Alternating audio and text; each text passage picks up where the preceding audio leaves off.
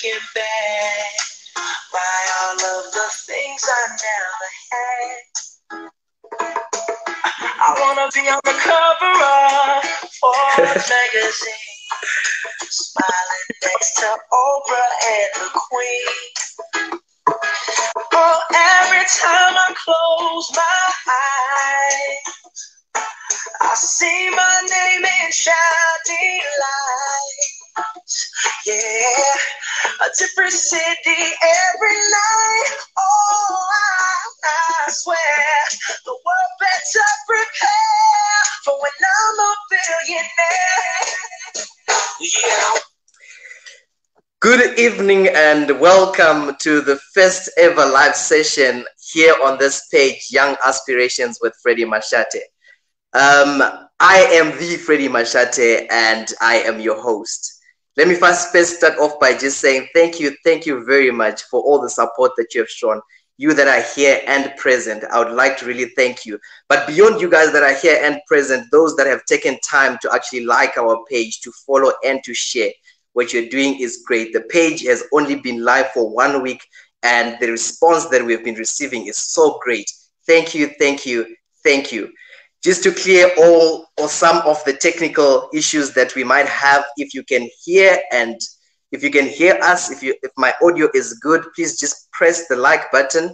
And if our visuals are good, if we're coming to you and you're seeing us well, please just press the heart button. For audio, if audio is good, please press the yes, I see that coming through. And whilst we're doing that, if I can just say, if there is a friend of yours that should be here, that is not yet here, and that you know that should be here, please just type their name in the comment section. Mark Zuckerberg would do a good job for us. I know that he will notify them and perhaps they'll join us in a little while. Also, if you have any questions as we go forward, if you have any comments, please be sure to just type in the comment section. We will be monitoring the comment section and we'll hand over all questions, all comments to the guest. But this platform, just to introduce it, just in a short in a short time, the name is Young Aspirations with Freddie Mashate. And really, for some of you that joined us from day one, this might be monotonous, but what I want is to just familiarize us with what we're trying to do. What we're trying to do is to create a community of shared stories. We want to create a community of shared experiences. Really, what we're trying to do, in the hope of doing whatever it is that we're doing, we're hoping that we can really steer our young people towards the thirst and hunger of self-development and self-empowerment. But not only that, we want to steer those that we want to talk to those that are in leadership, with those that have got power, those with influence, so that they too can do something that is positive in their communities to change the livelihoods of those that are around them. And really, our motto is building communities of excellence. And what we are hoping to do is to really use this platform as a hub for solutions. We want to use this platform as a hub of ideas, a hub of collective action towards positive change. And let's hope this is what we're going to achieve as we go forward. But to join us and to kickstart this session, ladies and gentlemen, we have a young man that is Eastern Cape born pilot. His name is Pilot Sipho Mangesi. The work that he has done, I think this man has been cited by ETV, called South Africa's own hero in our generation. Ladies and gentlemen, please help me welcome Pilot Sipho Mangesi. Thank you. How's it, man? No, man. Good evening. Thank you so much for having me. Great intro. You should come for such a great intro. I need to pay you, man. Well, your name precedes you, and the work that you have done is a lot.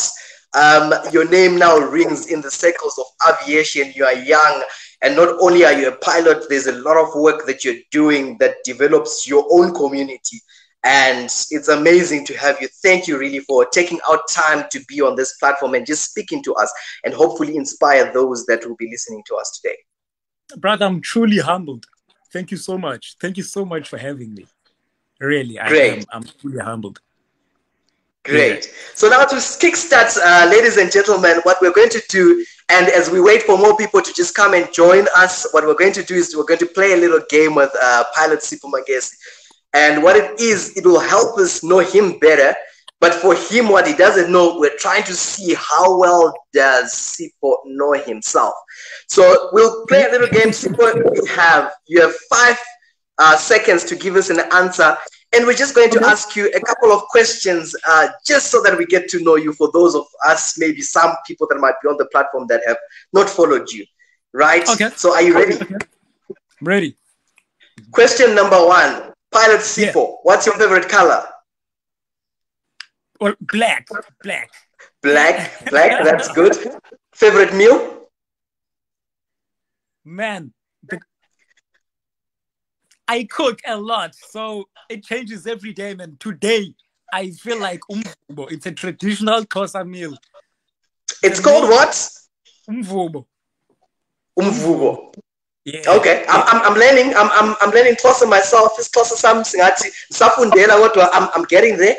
So watch out. Okay, great. So you are a cook. We are learning that you are a cook. I cook, man. I cook. I'm very good. I'm proud. I'm a self-proclaimed chef. I see. You are a man of many talents. But I know around the kitchen. But as we move on very quickly and swiftly, favorite sports?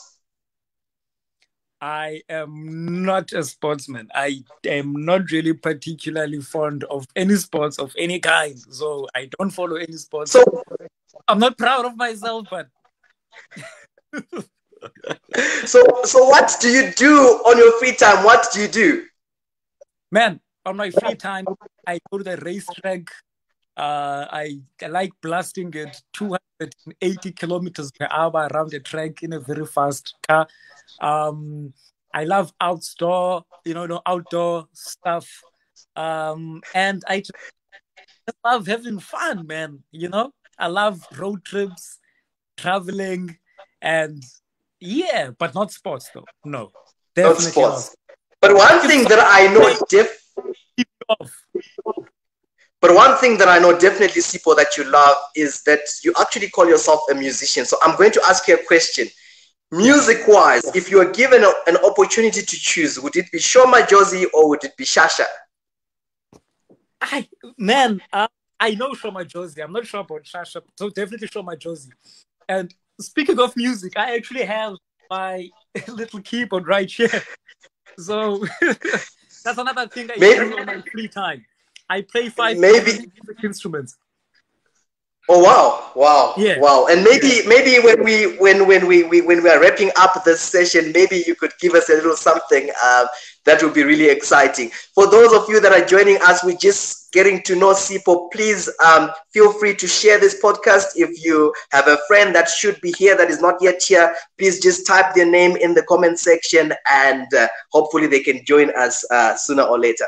Sipho, as we continue getting to know you, gift-wise, would you prefer a book or a watch? Can I not have both? Well, if you were to choose one, if there was money that would only be sufficient to buy one gift, what would it be?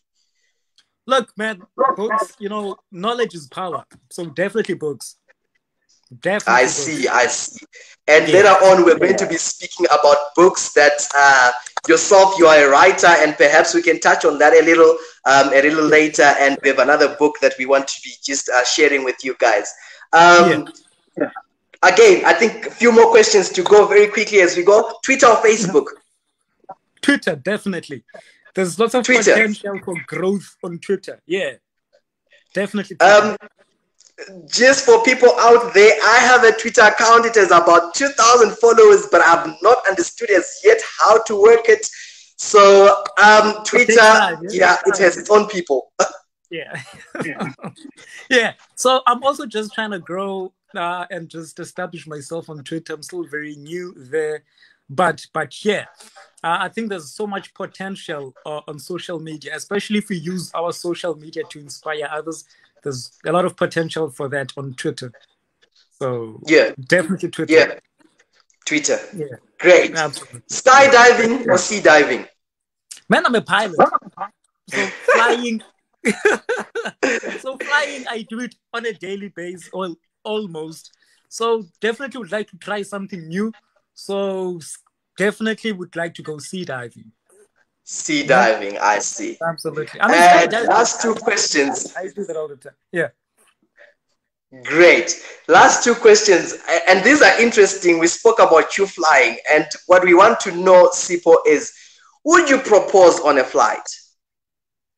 Do not expose me, because the person I'm going to propose to could be watching. So I don't want to give it away. You know, I do not want to give it away. So I see. I consider myself to be a very romantic person. So Yep. there's no limit to what I could do. Yep. Could I do it on a flight? Definitely. Could I do it underwater? Maybe. Could I? Man, I'm a crazy guy like that. Yeah. Yeah. But I don't want to give it away. Yeah. So yeah, let's keep it on the webs for now. I see. Last question though, and the reason why I asked this question before we get to things that are serious is because I do my own investigation, and I saw that on your page there was an uproar from the ladies, right? And what the ladies were saying there was basically to say, how did you not do a public announcement to say now you have someone in your life? So the question is this, let them hear it here officially. Sipho, are you dating or single? And this is the last question before we get to the serious stuff. I am not, let me put it this way. I am not independently operated. In layman terms, I am off the market. I am seeing someone. I am no longer available. So yes, I am in a very serious, committed relationship. I see. Well, you've heard it here first. If there were people, let's hope that you don't leave the session just because he says he's taken. Remember, what we're trying to do here is create a community of people that are inspired, go-getters. So you never know what might happen. But anyway, as we continue and as we really get into the serious stuff, Sipho, what I really want to know from you is to say that I've read when you are talking about your background and you say where you are coming from, you would have never realized or even thought or imagined that one day you would be a pilot. Can you really paint the picture of where you are coming from and maybe elaborate on some of the major drawbacks that were associated with your background? All right. So I grew up in a village in the Eastern Cape called Namakwe. No electricity, no running water, no... In fact, the only time you see a car is when that local bus goes to town in the morning and comes back at night. That's the only time you see a car. All right? No internet, no YouTube, no Google, nothing. All right? So that is where I come from. Very remote. You know, I love these days when I see people go hiking, you know, because we used to do that all the time, herding cattle every day, you know? People these days use candles because it's romantic. For us, that was the only life we knew. We used candles every day. Yeah? So man, that's where I come from, you know, making fire and cooking every day on a fire, you know? So that's where I'm from. And, you know, growing up in a village like that, I never thought that I would end up as a pilot because we never even saw aeroplanes. Man, we didn't even see cars. So how much more an aeroplane? You know, the only time you saw an aeroplane was when it's flying, I would say, at 35,000 feet above mean sea level. It would be so small, you know, and we tap our mouths like, oh, and just wave and greet the pilots. And we didn't even know that a person flying the plane is a pilot. So I never thought at that time I could be a pilot. So that's where I come from. And that's how I grew up. No technology whatsoever. You narrate a reality for most South Africans, but not only South Africans, for most Africans, if we are going to go onto a broader scale. Yeah. But for me, the question would be, how do you keep a dream alive in such a place where I don't think that there were many people dreaming even or having aspirations of something great? I think maybe in this community, some of the successful people are just a person that owns a few cattle, etc. But how do you keep the dream alive beyond these obstacles? How do you do that? Allow me to answer that question by posing a rhetorical question, if I may. Yeah. How do you dream in the first place about something that you don't even know exists? Okay? How do you dream about becoming a pilot when you don't even know that there's such a thing called a pilot? So we were not exposed to flying. We weren't exposed to aviation whatsoever. So at what point then do you start dreaming about flying a plane when you've never even been at an airport? So I think for me, what got me interested in the first place was my curiosity. I was curious about how an aeroplane flew. We would see it many kilometers in the sky flying above us, and I was curious as to how does it fly. And then as time went by, I figured out that it's got wings, which explained how it flew. But I still couldn't figure out how it turns left and right. And so for the life of me, I tried to understand the aerodynamics of an aeroplane. And that's what sparked the interest. And that curiosity stuck with me all the way to high school. And it's that curiosity that kept me going, and that, kept the spark and the interest in aviation. Yeah. So it's just the curiosity only, because there was no exposure, no information about flying. Yeah. Just my own curiosity, nothing else. Yeah. So I appreciate that for people that are here, and you might be, you might know people that might be in the same situation, or you might be still in that situation. You are hearing it from Sipho. What you need for you to maintain or even birth a dream is curiosity. Be curious, be inquisitive, ask questions, inquire. I guess that is the message that we're hearing. We already have a question, Sipho, and maybe we can touch on it a little bit now, but much more as we go on. And please keep your comments coming. We do see them. We are monitoring them. Keep the questions and comments coming. Please interact with us. Sipho is here to interact with you, not with me. Great. So the question is to say, it's coming from Advocate Owen Makocha, and he's saying, my question to Sipho is, how can young kids from marginalized backgrounds, which means from backgrounds such as yours, follow this career path? And you can touch on it a little bit, and I know that we are going to be unpacking it more as we go. All right. I think it's very important for us who are in the industry already to be visible role models for those ones who are, who are previously disadvantaged, in our communities.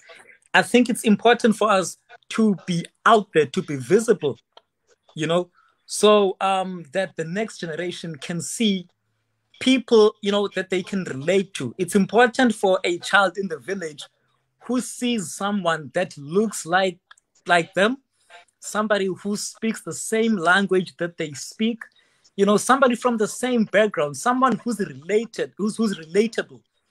When children from the village see this person becoming a pilot, then they know that it's possible for them as well.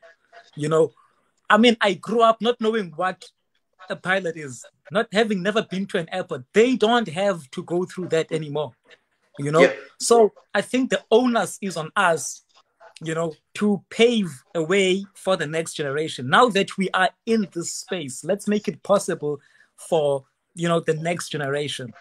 So I think us now, we need to be visible role models so that the next generation, they know that they can do it too. I mean, you raise an interesting question, and when I go back to my first year, I'm a law graduate. That's what I studied to be. But in my first year, we had other courses that we took, and Okay. one of the courses was, anthropology, where we study people and culture. And what I've noticed and what is true in this day and age is the very fact that when people become successful, they usually just assimilate to the successful one. They break away from the people that brought them up, that supported them when the dream was still young. Do you think there is a way to get past that? Can we correct that narrative? I mean, especially us as the young, how can we maneuver that space? And I experienced that a lot when I was trying to get into the industry. I asked questions when I entered flight school. I saw lots of pilots that looked like me, spoke my language, who are flying for big airlines, and there's a few of them who are just happy to be in this space and weren't interested at all to help the next person. And look, it really it discouraged me, a bit. I don't know how we can correct that. I think our people, they just need to understand that when you win, your win is not just your win. When you win for others too. There's a saying that I like using a lot. It says, you are blessed so that you can be a blessing to other people as well.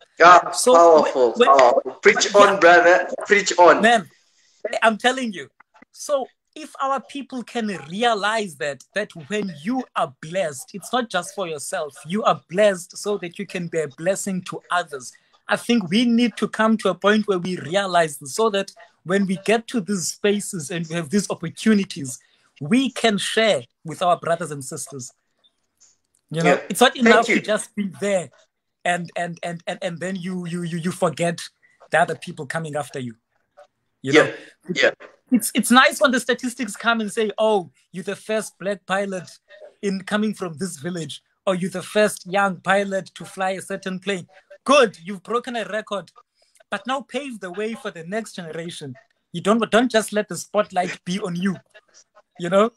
So you're blessed to be a blessing to others. Don't forget others. Powerful. You are hearing this live and direct from Sipho. Ladies and gentlemen, if there are still people that should be here, that you think should be hearing this powerful message, please make sure to just write their name in the comment section. And what Mark Zuckerberg will do, he's faithful in doing that. He will notify them, and within a few minutes, they'll be here with us. But that point that Sipho just said, you are blessed to bless others. Whatsoever you have, to him that more is given, more is required. There is a sense of responsibility. You are in a place of influence. There is much that you can do. Sometimes we just don't know it, but there's a lot that we can do. But Sipho, as we continue, man, I just want you to account for the time that you then eventually found yourself being, in ESCO. How did that happen, coming from this background, and how did you find yourself in, ESCO? Okay. So, challenge number one, of someone who comes from the background that I come from a village. The first challenge is that you don't even dream about becoming a pilot, because you're not exposed to aviation. You're not exposed to information about flying. Even the people around you, the only thing they have is cattle. No one knows anything about flying. So that's challenge number one. Okay? By the grace of God, I had the curiosity. So when I reached high school, I saw an advertisement in the newspaper where the Air Force was recruiting pilots. I met the requirements. I applied, and I was like, this is it. I went through the selection process. So when I got to the Air Force, for the first time in my life, I saw an aeroplane in front of me. It was right there. Okay? I had the opportunity to get into it. It wasn't even moving. But man, I was over the moon. I was so excited just to see an aeroplane up close and to get onto one. Okay, Yeah. that was the very first experience I had. Now the dream has been sparked. Now the dream is there. The passion is ignited. All right. Now, challenge number 2 is now that the dream is there, how do you execute it? Okay. Now, Yeah. I was in the Air Force. The program with the Air Force never got off the ground, so I had to go back home. But Yeah. at that stage, I had already learned that you could actually do it privately through an air school. So I went and I enrolled, at an air school, and I was faced with the second challenge, which is the flying fees. The flying fees, man. And those are a lot. Oh, brother. It was just exorbitant. It was very expensive. But yeah, that's how I got into the flying school. I think everything was just working out for good. Me going to the Air Force through the selection process, seeing that plane there, it was not a coincidence. It was, I feel like my life was predetermined or preordained by God. So nothing is a coincidence. That's how I ended up into a flight school. I saw an article for the Air Force, went through the selection process, and through that, I learned about flying schools, and that's how I ended up there. Yeah. But you account for this. The struggles once you were in A school, they did not end there. And perhaps I can just draw in that book that I spoke about earlier on. And if I'm just allow me to just go off tangent. So, ladies and gentlemen, if you have someone that you know that is really passionate about aviation, I have a young brother of mine that is a first-time writer. He recently wrote a book, How to Get Away with 3 Bars. In this book, he narrates the story of from the dream to accomplishment. And please do get it. What we'll do is that after the session, we'll post the link. If he is here, please just put the link and we'll pin it up there so that people will be able to go and visit and support. But also, Sipho, you are also a writer yourself. But what I wanted to draw at this point in time, we will speak about your book, is to say, when I was listening to his story, he mentions a point in time where the people that are supposed to be training you, which what you call them at the flight instructor. What you call them at instructors, where so flight instructors seem to be against you. And you also mentioned, I read an article where you say one of the instructors actually told you to say you should maybe seek politics or do something different. I want to ask, number one, when you received that, how did it make you feel? It motivated me so much. When he told me that I couldn't make it as a pilot and I should perhaps try going into politics. Yes, look, I was disappointed. Because, look, firstly, anyone can tell you that you're not going to make it. And you won't listen, you won't pay attention to it because it's just a nobody from the street. But when your own instructor, someone that you look up to as a role model, says to you that perhaps you should try something else, this is not for you. Obviously, it cuts you deep. Yes, I was hurt, I was disappointed for a short moment. But after that, I really got motivated, not just to prove him wrong, but also for myself to say, I'm going to do this. This man does not know the power in me, and the one who's within me. So I was motivated to say, I am going to show this. I'm going to show this person and I'm going to show everyone else. Look, it wasn't just the instructor. Everyone around me, everyone in my circle thought that I would never become a commercial pilot. I'm talking friends, family, everyone. The only person who stood by me in prayer was my mother, just my mom. So I had a point to prove, not just to my lecturer, not just to my instructor, but even the people in my community who have never seen a black pilot before. I said, they're going to be the first one that they see. The first one that they see is going to be me. I'm going to do this. And everyone who thinks that a black man can't become a pilot is going to watch me flying a plane, and they will know that this is possible. Listen, man, We are trailblazers. We are breaking barriers.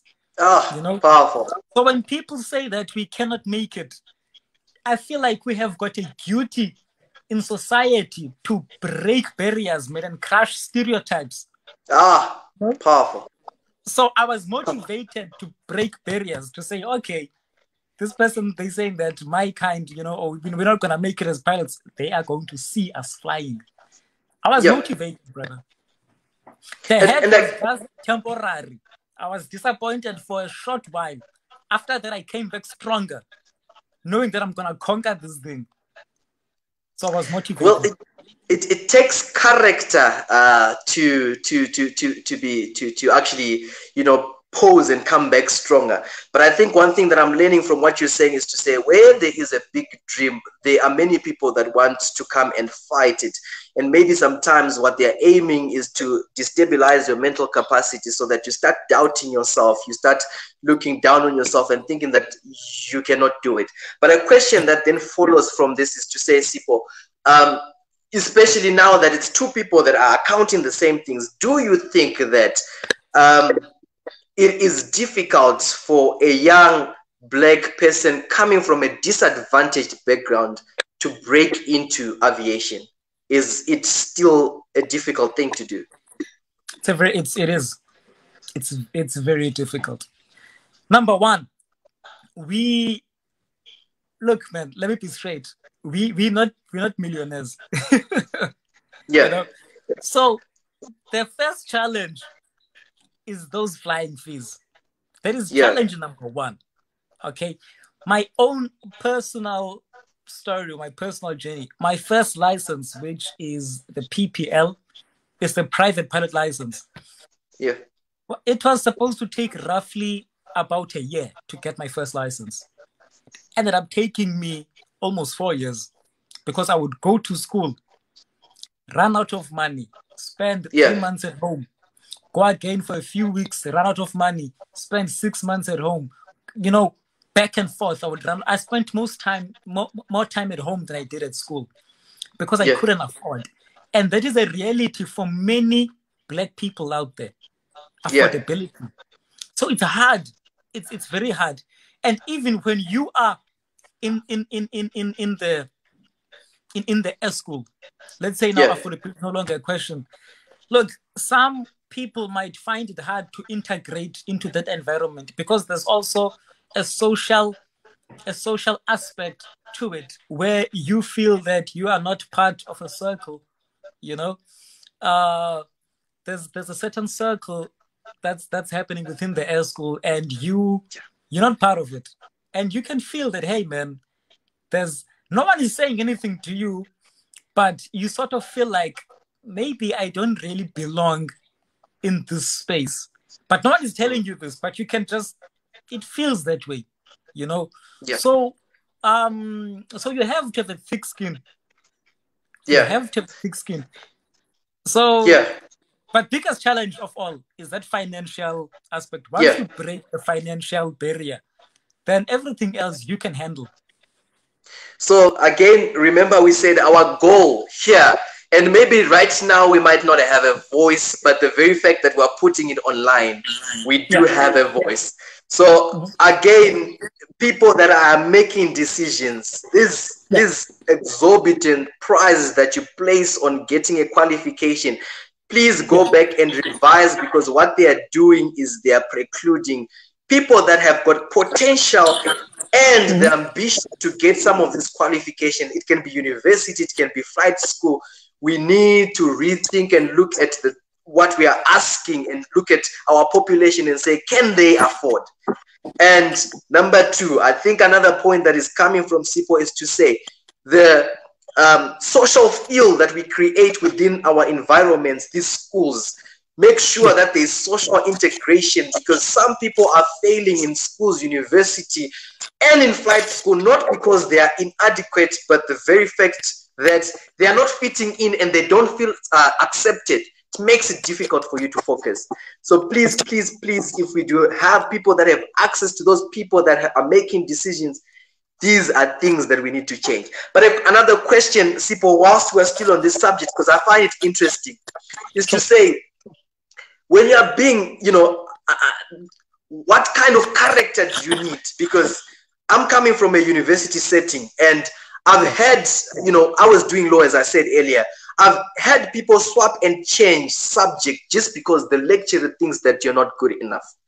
But what kind of character do you need to build? What kind of person do you need to be? How do we overcome these negative people? How do we jump over and ignore them? I don't know. How do we do it?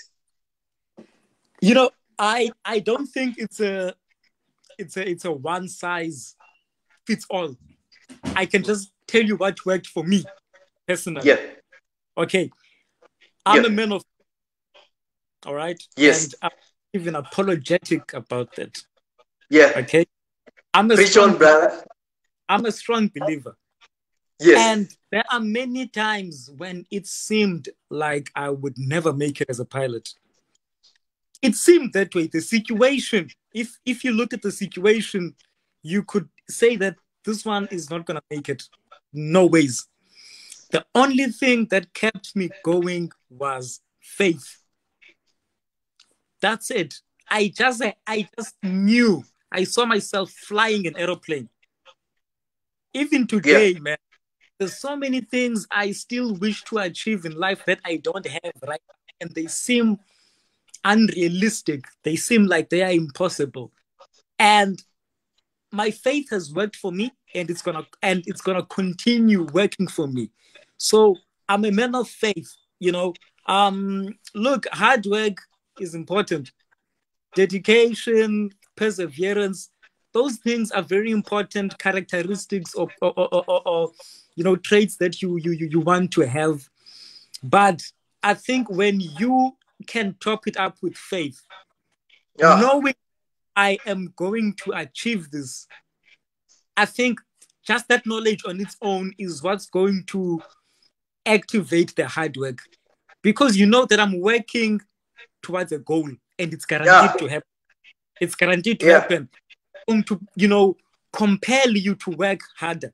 That's going to, the perseverance and everything else will fall into place. When you know that, hey, I believe it in my heart, it's guaranteed. No one can tell me anything. Doesn't matter how long it takes. I am going to become a commercial pilot. When you start knowing that and believing that, then perseverance, hard work, dedication, everything else will come. This is powerful. Yeah, look, this is powerful. And be committed to something that you yourself don't even see, that you don't even see it happening. If you yourself don't see it happening, you don't believe that it's going to happen, how are you going to be dedicated to seeing it through? You yourself don't believe it. So it all starts with belief. It all starts with you having the faith that I am going to get this. It's guaranteed. In my mind, it's there already. It's guaranteed. It's easier to work hard to something that you know it's going to happen guaranteed. Even if it takes a year, 2 years, 10 years, but it's going to happen. It's easy to work hard. Man, you're saying some powerful things. You're really saying some powerful things. I myself was never ready for this. I don't know you that are listening if you were ever ready for this. But let me tell you something just to add to what Sipho is saying. A great book, one of the greatest books that has ever been written, it says, when we speak about faith, faith is the evidence of these things that we have not seen. So these things that we hope for. You see, your dream, your aspiration, you cannot touch it, but what will sustain it, what will give it the power that it needs for it to become something to be transferred from where it is currently sitting in your heart and mind into physical, is faith. And that's what he's telling us. Basically, simply put, he's saying you need the faith to make it work. Absolutely. Believe. But we want to move on. It's really getting exciting, and I can see comments coming through. 100% powerful, James Masiri is saying, and people are really getting inspired. But I just want to move on a little bit into the work that you've done in the community, Sipho. I was reading an article, and I was told that since 2011, and you were not even yet a pilot at this point in time, you were already starting to go into schools and speaking to students. And basically what you were, you in your own words, you say you were a self-appointed ambassador. You were not going to wait on anyone to tell you what to do in order to support, you know, your own. What is it that was driving you? What was the driving force behind that? The driving force behind it is that when I finished high school, I didn't know that there was an S school right in my own hometown. I didn't even know. Look, I left the village, right? And I finished my high school in East London, which is a city, right? Now, in that it's East London in South Africa, by the way, not the other London. Just putting it out there. All right. So when I was in East London, I didn't even know that there was an S school right there in my own town. Okay. Yeah. And no one around me knew, not even the teachers, no one in my community knew about this. So when I got into the S school, I saw the marketing team.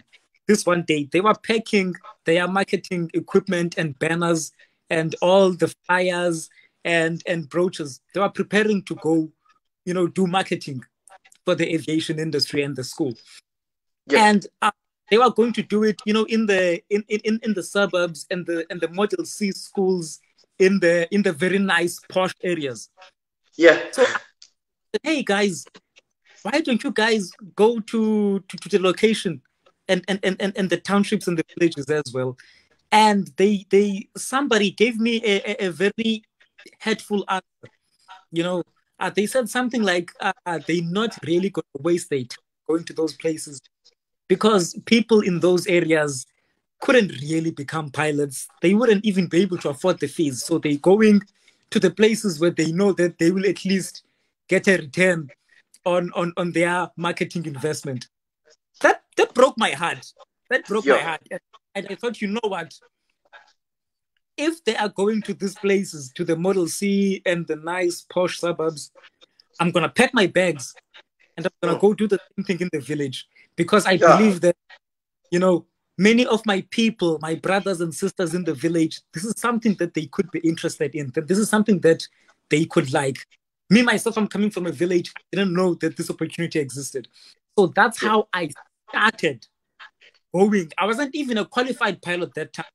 I went there saying, hey, I started actually by just giving career guidance, you know, just doing an aviation exhibition to say, if you're wanting to become a pilot, this is where you should go. These are the minimum requirements. There's this career path. You guys should also look into it and just explore this avenue. That's how I started. But when I looked deeper into it, the more I did it, the more I realized that, you know, we were facing even deeper, you know, socio-economic problems were much deeper than just, you know, lack of information. When I got to the schools in some of the villages, our people were having it hard. You know, they were still crossing rivers just to get to school. They were still studying with no electricity, no lights, still candlelight, still making a fire from wood and stuff like that. No electricity, no Google, YouTube. That is still the reality even today back in the village. So when I remember coming across some kids, I was out there doing an exhibition. I came across some kids and you ask them, hey, what do you want to be when you grow up?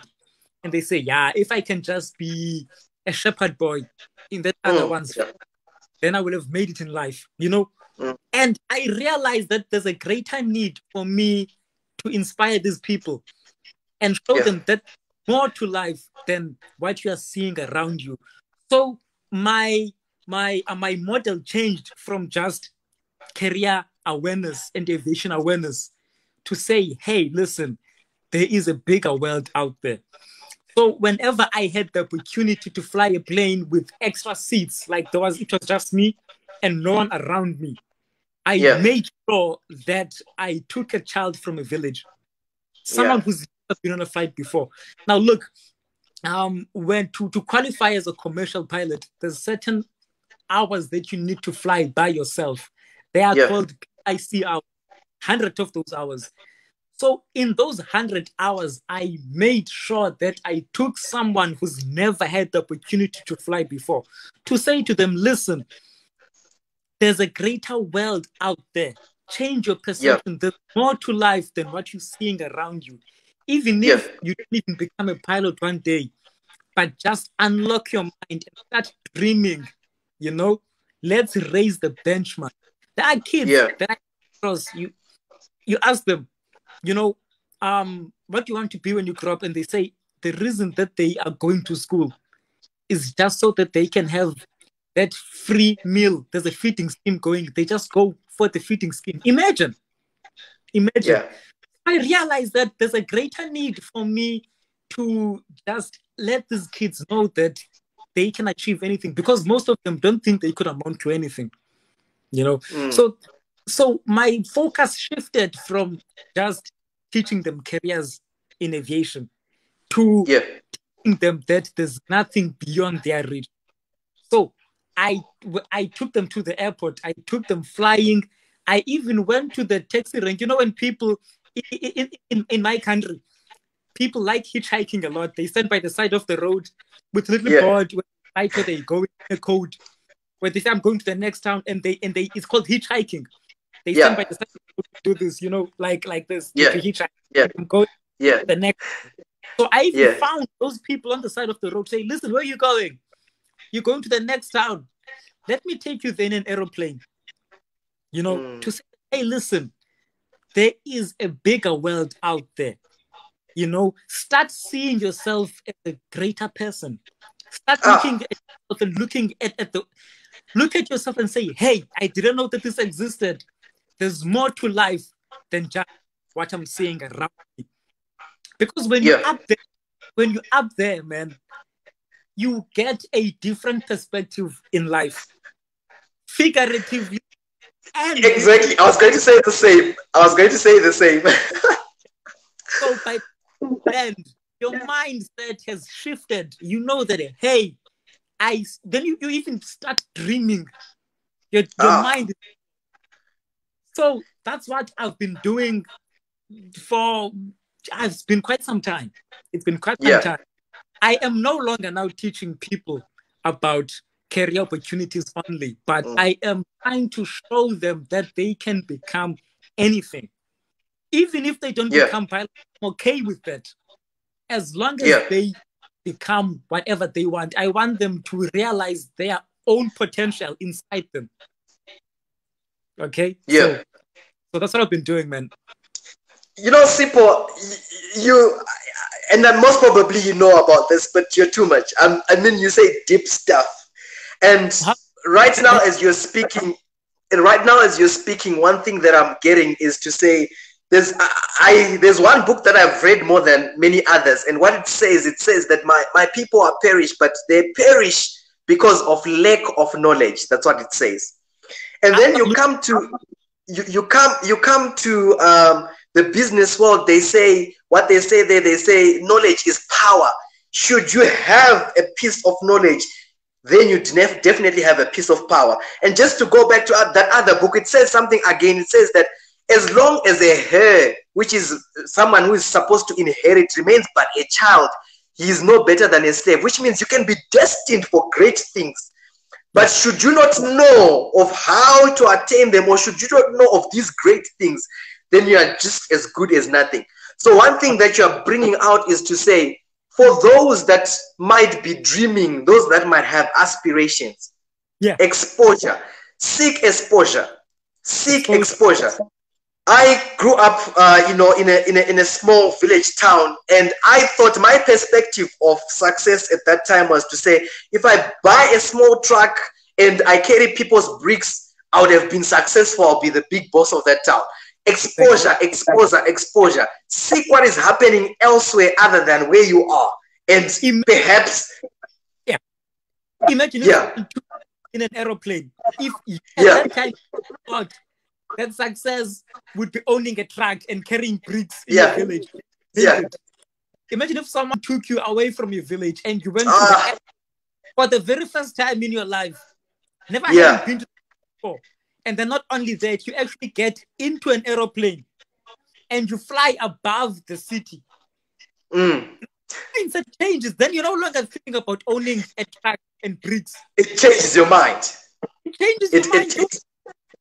It changes your mind. So I guess, again, another message, because we're talking to two different people. We're talking to people that are aspiring, and we're talking to people that have made it.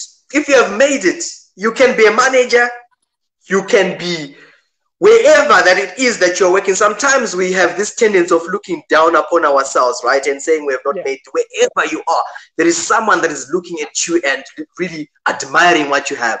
So make it a point that you expose those around you to endless possibilities that there is. Absolutely. And really, I think once we do that, we are starting to build these communities of excellence. We're starting to build these solution-oriented, communities. So please, people that are listening to me, if you are a leader, if you are influential, please make sure that you are doing something in your community. Make sure you are doing something for someone else.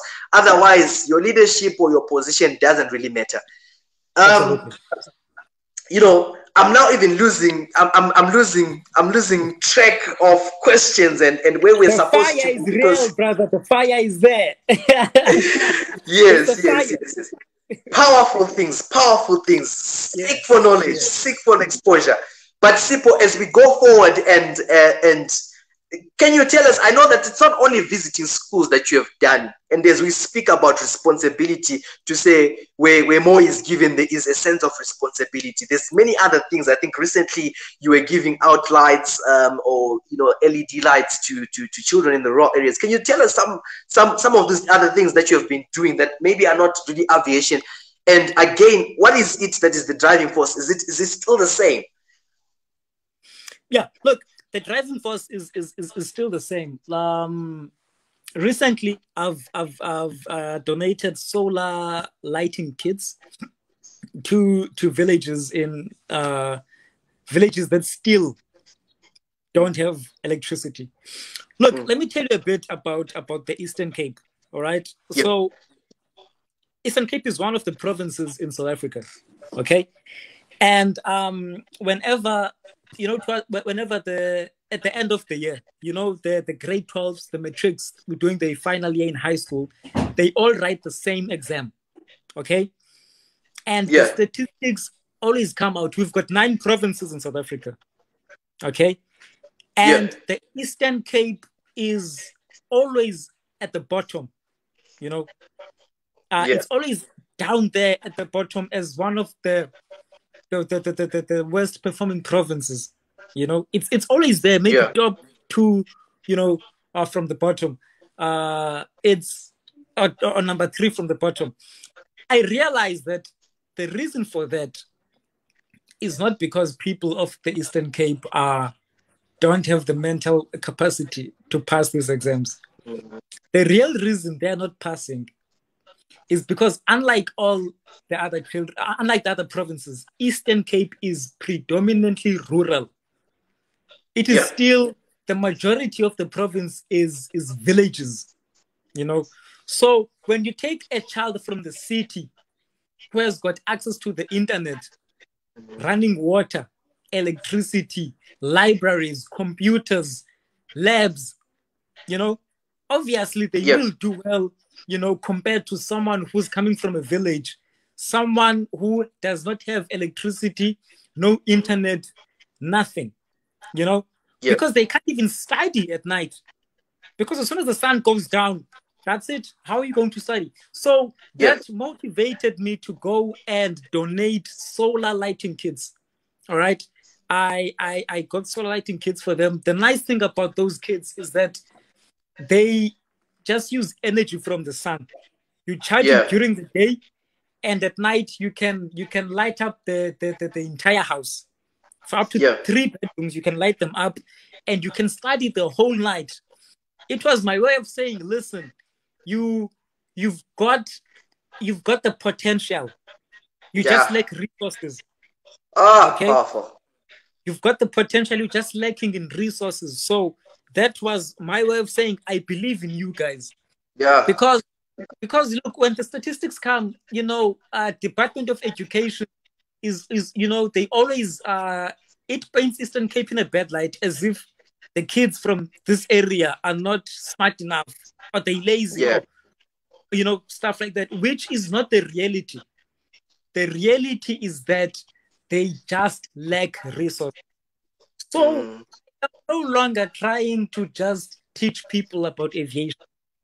I am more about empowering them in any way that, in any way possible. I will use anything at my disposal to empower someone else. All right. Yeah. So another problem I notice is that sometimes they're using candles. All right.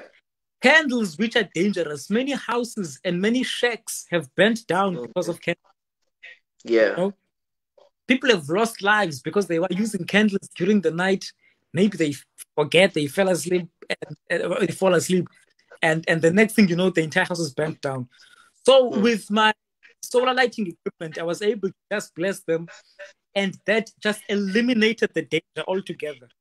Yeah. And also it's free. You don't have to buy candles, you don't have to buy paraffin, because look, they're not really well off, you know, financially. So I try to look at what problem is existing in the community. Yeah. And it is within my means to address that problem.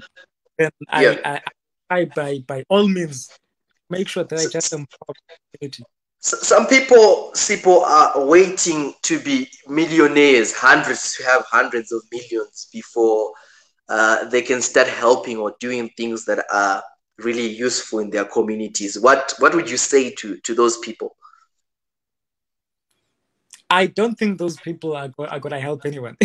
I don't believe that by the time you become a millionaire, then your heart will suddenly change and you will feel compassion to help others. I don't believe that. I think the heart to help someone will start when you have a loaf of bread only and you feel compassion to cut it in half and share with your neighbor. Okay? Yeah. If you're waiting for you to first have an abundance before you can share, chances are you will never really share with anyone. Because when enough ever be enough for you? Yeah. You know, so the people who say that, I don't believe that at any point in their lives they will suddenly have a change of heart and say, okay, I've acquired enough wealth now, I can start helping. I don't see it happening. So helping comes from that. So people like that, I believe, is the type of people, even if they do acquire that wealth and they really do start helping people, it's maybe going to be those type of people who, when they've helped, they want to quickly take a selfie to say, hey, I've helped you, so I want to take a photo to show that I've helped you. You know people like that. When you give them a loaf of bread, you want to also call the media, and say, listen, I've helped this one. The world must know I've brought you a loaf of bread. So I think if really helping is in your heart, you will do it whether you are recognized for it or not. If helping is in your heart, you will do it whether you have in abundance or not. You will share what you have. No matter how much it is, you will share what you have. Yeah. Great, Sipho. I think one thing that is coming from what you are saying right now is to say one thing that we're really getting from what you're saying. I don't know what's the feedback right now, but anyway, one thing that we're getting is to say, start with what you have where you are. And sometimes it might not be money that these people are in need of. Sometimes information is what they're lacking, and just being able to give and share this information, it could change your life. Start where you are with the resources that you have. And you've heard it here very first here to say, if you are looking for a place where you want to invest, Eastern Cape province of South Africa, there are still rural areas that are in deep need. So should you have a few thousands that you are looking for a place, get in touch. There are places that I need, and people like Sipho have been working with such communities opportunities are and are able to direct you to. In the interest of time, Sipho, and as we, this is a really an interesting conversation, and I'm touched a little bit that we're getting towards the end of this, but quickly, you have written a book yourself. We spoke about the book that Elias has written and published. Please, if you can just go back to the comment section, you can get it. But Sipho has written a book himself, or is still in the process of writing the book. What is this book about? Can you just take us through the book? And okay, so when I grew up back in the village, my life, everything started there, Yeah. I went to a school, okay? And in that school, we didn't even have stationery. Yeah. We used to write on the sand. I learned to write my own name on the sand. We would sit outside and just write the alphabets in the sand, okay? And the very first English phrase I learned in my life was, my name is Sipho Mangesi, okay? The teacher would come, and there were teachers. Everyone would stand up and say his name and introduce himself. And my turn would come, I would stand up with pride and say, my name is Sipho Mangesi, okay? And I thought I had mastered English, okay? And even in the village, man, when there's people around and they say, hey, speak English, I would stand up and say, my name is Sipho Mangesi, and everybody would just be amazed. They would clap hands and they would say, this one knows how to speak English. I thought I had mastered English until I left the village and I went to go study in a multiracial school. Now, this is me thinking I'm the master of English. I got there, they were speaking real English, okay? They spoke real English and I didn't understand anything because the only line I knew was, my name is Sipho Mangesi, all right? Now, the teacher would give instructions. He would say something simple like, take out your book. I would stand and say, my name is Sipho Mangesi. And it was funny. Yeah, that's the only line I knew. But in retrospect, when I look back, I feel like every event that has happened in my life has worked out together for good. Because even now, in my career, that is relevant even today in my career. I still say, my name is Sipho Mangesi. It wasn't a coincidence. It wasn't a coincidence. My book is about that story. Because now the only difference is that now in an aircraft that is full of people, this is my future. When you're sitting in there, and now the difference that you're going to hear something like this, ladies and gentlemen, my name is Sipho Mangesi, and I will be a captain for this flight. Yeah. So it started in the village when I was made to learn the phrase, my name is Sipho Mangesi. Yeah. And that has stuck with me. Because now every day before a flight, as a captain of a flight, this is what I'm going to say. Every day without fail. My name is Sipho Mangesi. I'll be your captain for this flight. My book, that is what my book is about. It's about my life journey, where I come from, the odds that I've had, the hardships I've had to go through, how how I made it to be where I am. My name is Sipho Mangesi. I'll be your captain for this flight. Powerful. When is this book coming out? Is it out? What's going on? When is it? Where can people, find out information about when it's coming, when it's out, etc.? It's coming. The book launch is coming soon. Information about it, I will keep posting on my social media. So people search for Sipho Mangesi. Sipho Mangesi on Facebook, Twitter, Instagram, LinkedIn, all social media. I am there. Sipho Mangesi. All right. I will post details about the book as soon as it's available. Yes. Okay. My name is Sipho Mangesi. I'll be a captain for this flight. Powerful. And really, Sipho, as we are now just rounding up this discussion, and it really has been a blast. And the only reason why we have to round it up and try to do it in an hour is in the interest of data. But anyways, what I wanted you to do, and what I wanted, a question that I want to ask, and this is really a question that we're going to be asking each and every person that is going to come on this show. Okay. We want to build, remember, we said a community of ideas. So we have a pot which we are throwing into. Okay. And this one question is fundamental for everyone that is going to come. If we had an opportunity to support dreams and aspirations, Sipho, what should we be doing? What is your view of what we should be doing if we had the opportunity? And I understand that there is a vast,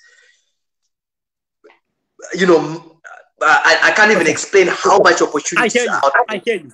You hear me? What should we be doing? I don't think it's even a question of if. Yeah. It's not even an if.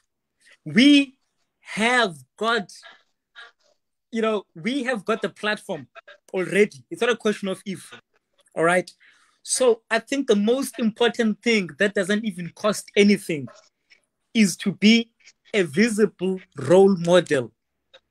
Let people see you and say, hey, this person has done it. I can do it too. I want to be like this person when I grow up. Because look, we grew up watching TV, and you see people that you can't relate, and you see them doing it, and you don't think it's possible for yourself because you've never seen anyone in your circle doing big things.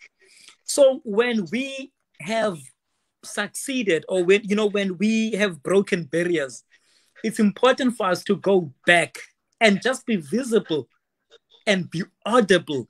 Let people look at us and say, this person speaks my language. This person looks like me. This person comes from where I come from. This person has made it. It must be possible for me too. That doesn't cost anything. So let us be visible role models. We can start there. I think that would be a start. Let's be visible role models. Ladies and gentlemen, you've heard it from Sipho, and this is the beginning. He says, let us be visible role models. Let us be audible. Let them hear us speak. Let them see us doing things. Let them see us. I think that is the message, and it's a good starting point, because how can you do anything else when they don't see you? So be a visible role model. I'm just going to quickly, what we're going to do is, Sipho, you're going to prepare how we're going to close, is that you're going to, as you promised, to play us something, and that's how we're going to end. We're going to end on that note.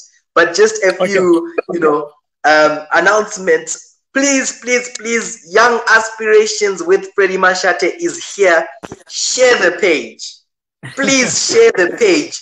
In order for us to reach more people, we need the page to be shared. Please like the page. Please follow us so that you might be updated on each and everything that we do. If you do have someone that you'd want to see on this platform, someone that you would want to hear from, please inbox us. The team is ready and willing to engage any person that you throw at us. We are willing to engage them, whether they accept or not. That will be up to them. But thank you for being here. You guys have been good audience. Please, with this final piece from Sipho Mangesi, be a visible role model. That's it from me. And thank you, thank you, thank you. I'm using one hand here because the other hand is holding the camera, but I'll try. Oh, I see. I'm gonna play a song. It's a gospel number. It's called Alpha and Omega. All right. Yeah. Okay. My future wife is holding the phone, so Jesus Christ is Lord. I'm telling message to her, you are appreciated. This is why I said I didn't want to let you in on the secret of how I'm going to propose, because she's listening. Yeah. It has to be a surprise. I see. So here we go. Okay.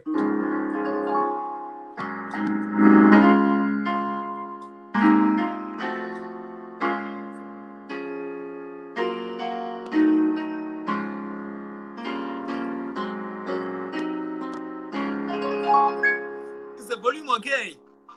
It is perfect.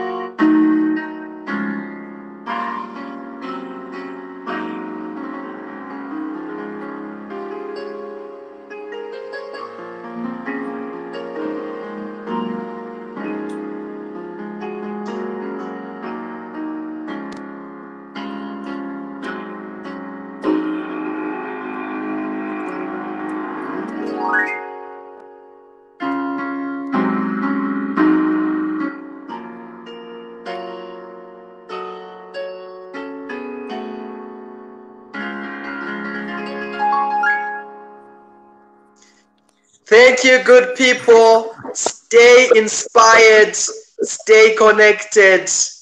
Sipho, so any much. last words from you? The sky is not the limit. Don't let anyone put limitations on your life. Yeah. The sky is not the limit. The limitation is only in your mind.